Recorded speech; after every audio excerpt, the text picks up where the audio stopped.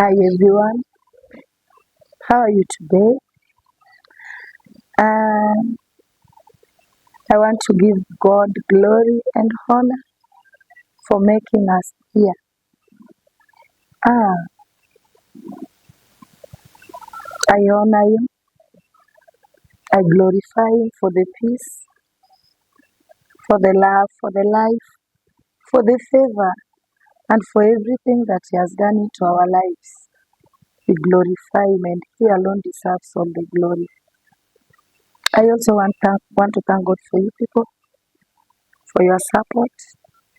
You've been so supportive in my life, to my videos, my Facebook account. You've been liking, sharing, to my YouTube account, for subscribing. God bless you so much. May He protect you, may He give you peace. May you never lack. And may His peace that no human being can give be upon your lives. And may your vessels also never go dry, because you are such an amazing people. God bless you so much for always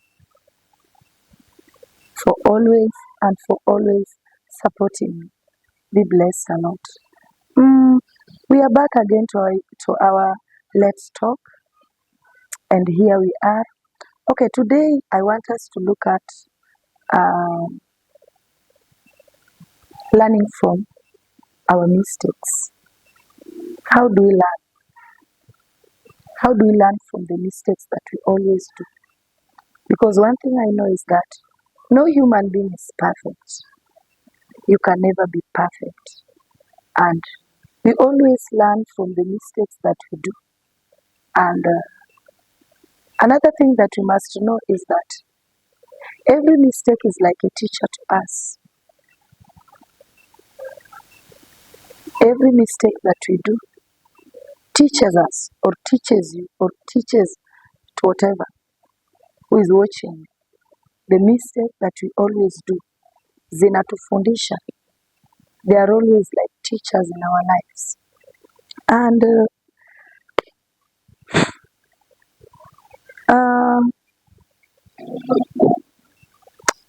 every mistake has its consequences. Yeah, the consequences are there for every mistake that we do. Now, before we even go further, let us look at the story of the prodigal son. It is found in Luke 15, 11 to 32. Now, this boy saw to himself that he's man enough. He can manage himself. I don't want us to read it, but I'll just pitia juju. He saw it that he's well enough and he can manage everything on his own. And therefore he went to his dad. He told his father that he wants all the shares of his inheritance. And the father did not question him. He was given whatever he wanted. Now he went with everything that he was given, squandered all the wealth, all the money he had. Katika anasa za dunia, he enjoyed it. If you read that story, utaelewa what happened. Now, by the end of everything, all that he had got finished. Akabaki with nothing, with no cloth to put on, no food to eat, no man to do whatever he wanted to do. And therefore, the Bible tells us that he had no food and started eating with the pigs, the leftovers. Akaanza kula na nguruwe, the leftovers. And there is this part that amazes me in that Bible, that he came to his senses. Then he came to his senses.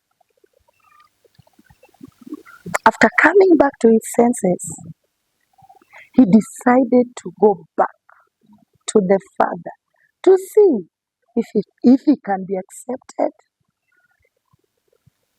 and be welcome back again. Now, there are several mistakes that we do in life, and many a times we've faced the consequences of the mistakes that we've done. Many a times we've been rejected. Many a times we've been isolated. I'm talking of the mistake. I'm not talking on false allegations or false accusations. Makosa ile mtu anaweza fanya na it is leading you to certain consequences. Now, first thing that you must do, always learn, for you to learn from the mistakes or from the mistake or from a mistake that you've done, always accept the mistake. First point, you must accept that mistake. You know, when you accept the mistake, it is very easy for you to be corrected. First of all, accept. Deep down inside your heart, not accepting because people have pushed you to accept, no. Deep down inside your heart, know that you've done a mistake and accept it. After accepting the mistake, accept correction. Now be ready to be corrected. You cannot be corrected and yet you've not accepted that you've done a mistake. Haiwezekani. Lazima ukubali ya kwamba umekosa, then you be corrected. Accept correction. Now, you know, many a times there are mistakes that we do unknowingly, yet someone notices that you've done a mistake. You might think that you are going on well, everything is okay, you are in the right track, you are moving on well, yet someone is realizing that there is a mistake you are doing. Or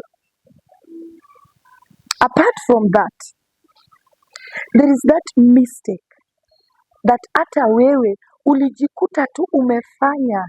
Maybe it's a decision that you decided, and in that decision, you made a mistake. I might be talking this way, yet there is somebody who is stuck somewhere to a mistake that he did or she did. Na nashindwa, how will I come out from this? How will I go about this?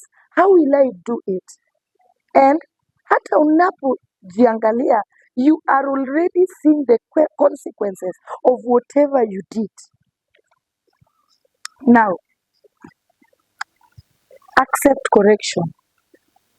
After accepting the mistake, accept correction. Now, after accepting correction, kubali ya kwamba ulikosa. Now, give that room. In accepting correction, you must give that room to be corrected. Give the room. Don't be rigid. Usikue shingo ngumu. Seme ya kwamba me, I'm okay, I've done nothing, there is no mistake in doing that. No.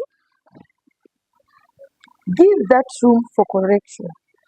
Najua kuna wakati mwingine mtu anaweza fanya jambo na watu washindwe.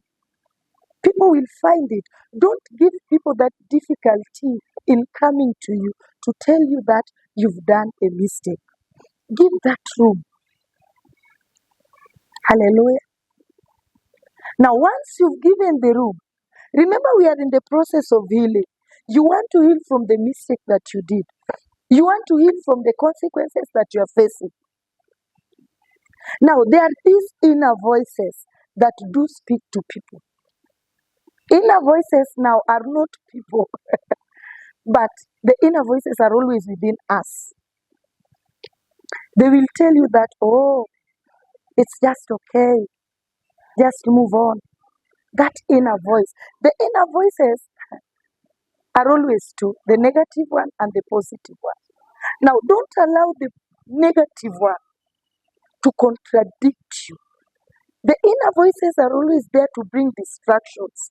The inner voices are always there to contradict you. The inner voices are always there to make you not to move on. I'm talking of the negative ones. They will speak to you, tell you that, oh, why is he talking to you that way? Kwani kulikuwa na makosa kwa kufanya hiyo. Remember, you've accepted the mistake that you've done. You've accepted correction. Now we are in the inner voices. The inner voices are to be fought. You must fight them. The negative ones, you must fight because they will not allow you to move on. They always want you to be there at that pace where you are. Yani to be stagnant. You know, once you are facing the consequences, you are stagnant. The inner voice will speak and tell you that. They will tell you that, sasa hiyo aibu yote kwa kile ambacho umefanya, unafikiria utasimama tena. Fight that inner voice. You may fall 1,000 times, but you'll rise up 1,001 times. So you must fight it. The inner voice will always be there to discourage you, telling you that you will not rise up again. People have rejected you. They are showing you that you are not better off. They have isolated you. Now, fight that inner voice that is speaking negative things against you, that is telling you negative things so that you don't move on, so that you don't come out from that, whatever that is stacking you. Speak to it. Speak to the inner voice. You must fight it. Tell it that, no, I've accepted my mistake. I made a mistake. And that is not the end of everything. I must move on. I must stand firm again. I will not go down in this. Fight the inner voices. After fighting the inner voices, now accept yourself. Accept yourself. By accepting yourself, at times, just speak to yourself. Just speak to you. Tell yourself that it's okay. I messed once and I'll not mess in this again. Now speak to yourself so that you may accept yourself back. You know, many mistakes, once we've made them, you feel discouraged. Unahisi ni kama you are worthless, useless. Unaona ni kama umemess sana. Remember, you are not the first person to make a mistake in life. Accept yourself, jikubali. Pengine ulifall kwa a wrong person, akakufanyia madharau, pengine amekupea mimba, amekudam. That's a mistake. Pengine kuna mwenye alikwambia ya kwamba tafadhali usimkubali, usipokee mtu. And you ended up falling in love. Now there you are. You've been dumped. You have nowhere to go. That is where you must now accept yourself. You face the consequences enough. You are even feeling them. The consequences are felt. You feel them. They are always very heavy. And sometimes they can even make you to be sick. Consequences inaweza leta hata ugonjwa. Consequences inaletanga depression. Now, you must accept yourself. If you don't accept yourself, who will? Who will? Accept yourself. Talk to yourself. Tell yourself that it's okay. You must move on. Even if a tree is cut, it can still sprout again. So tell yourself that hautabaki kama umekwama in that mistake that you made, but you'll be very keen, very curious in making the same mistake again. That is why we call mistakes as teachers, because they do teach us. Now, after accepting yourself, jikubali, jipoke, accept yourself fully. Talk to yourself. Tell yourself that we must move on. We must move on. Talk to yourself. Now, after all these processes, you've accepted the mistake, you've accepted correction, you've fought with the inner voices, you've not allowed them to contradict, to discourage and to distract you, you've accepted yourself. Now turn to God. Come to Jesus now, because He's the final sayer. Now, the prodigal son, after realizing his mistakes, accepting the mistake, and bearing the consequences, he came back to his senses. After coming back to his senses, he went back to the Father. Let me tell you one thing. You cannot go to your knee and cry for the Lord to forgive you, or to make you new again, or to make you move again, if you've not accepted yourself and you've not realized that you've done the mistake. All those processes zitakupea kazi rahisi, such that when you kneel down, cry to the Lord, allowing God to come into you, it will be very, very easy. Hautapata interference, hautapata hindrances. Utajikuta ya kwamba sasa, even if you are praying, your heart is at peace. You are telling God, you go to God, you cry to God, and you tell Him that, God, I have made a mistake. I want you to make me whole again. I want you to come back to my life again. I want you to amend my soul. I want you to just make me be the way I was. And I want you to help me so that I may not fall into such a mess again. Now that is where Jesus now is coming in. Because the Bible tells us that He blotted all our transgressions. Now He comes in. Na anakutakaza. His blood will sanctify you. His blood will make you new again. His blood will renew every broken piece of you. And you will find yourself moving on again. Now, don't bother about those who rejected you, those who isolated you. All these processes, until umefika kwa Yesu, now the Lord will make them to come back to you. Walk like now a changed person. Someone who is not ready to repeat that mess again. Someone who is now not ready to fall into such a mess or to do such a mistake again. Because Yesu ni yote kwa yote. And when we are in Him, we are made whole. We are made perfect. Tunakamilishwa. His blood sanctifies us. His blood is all that we need. His blood is the final sayer. Now once the blood redeems you, you become a new creature. You become whole again, and you start a new life and a new journey. I hope we've learned something from that.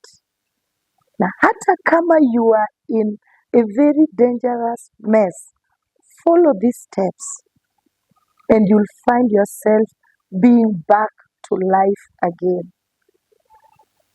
May the Lord bless you. May He see you through.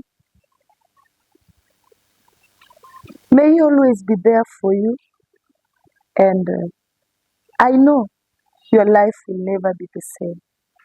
Now, don't forget to follow, to subscribe, to like, and to share. And remember, I love you so much, but God loves you more.